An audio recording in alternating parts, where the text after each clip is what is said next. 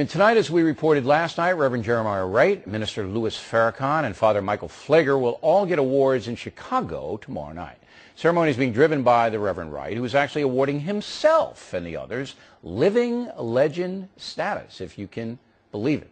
Weird thing about the story is not just Wright is giving himself an award, but nobody's covering it, not even the Chicago media.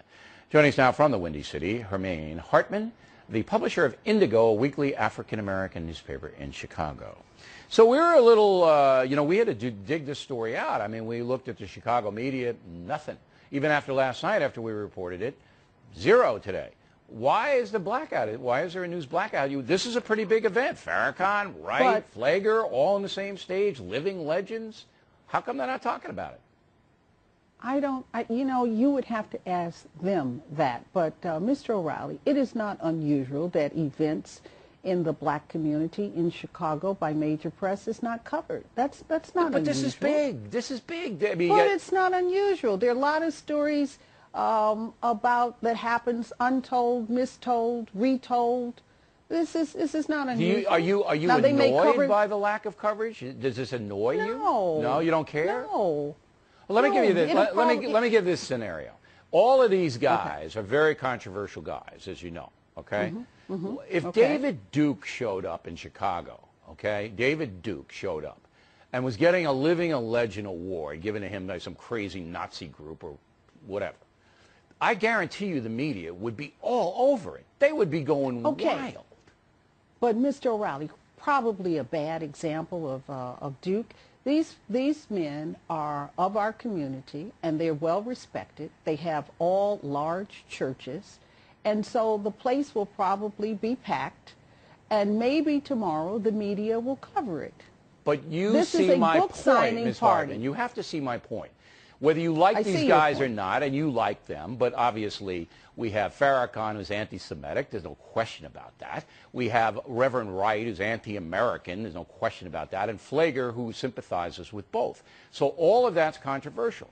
You bring a guy like Duke in, who's anti-black, all right, and who's anti-whatever he's anti, and the media would just swarm. In fact, that thing wouldn't even go.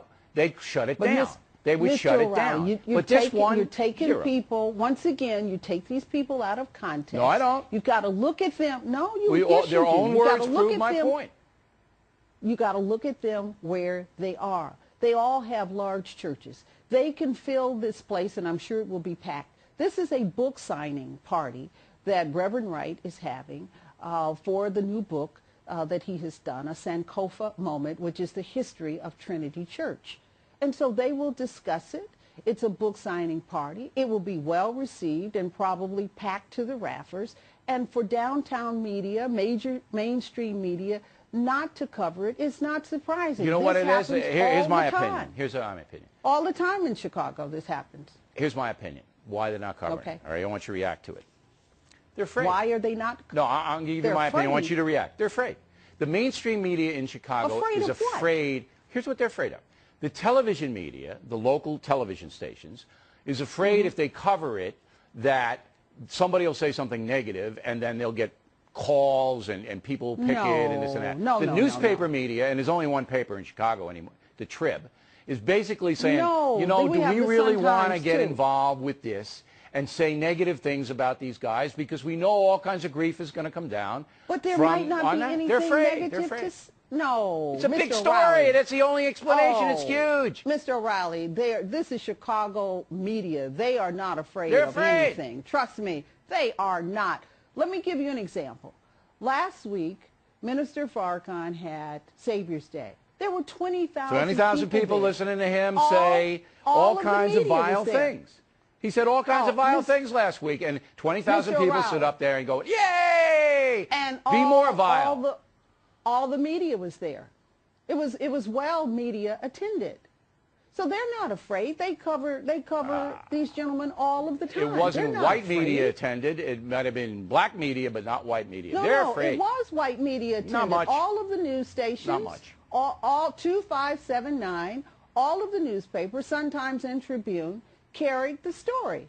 All right, It had one more real coverage. quick. You know, I Okay. did this last night, Miss Harper, and I don't know whether you saw it or anything like that. It got a huge rating. I heard about it. Huge. I heard. Huge rating. Millions and millions of people watched, okay? You're going to help pack the place. Okay, good. I don't care whether people go or not. It's America. If they want to go hear this stuff, they can go hear this stuff. I'll tell you this. No other national program, and believe me, they could use the ratings, Ms. Hartman. I'm beating them 5-1. They could use them. They won't touch it. Well, They're Mr. afraid. O'Reilly, Give me the last you word. do Go ahead. You do the controversy, you do the sensational, and this is a story that you track. You track these guys. You bet I But track I'm 'em. telling you, it will be good. I wish you could be there. Yeah, that would. Sankofa moment If I were about there, the that would vote. elevate the What's story wrong to with that? another level. But I'll tell you what, I'd love to interview Farrakhan and Wright and Pfleger one-on-one. Ms. Hartman, always a pleasure to see you. Thank you for coming on.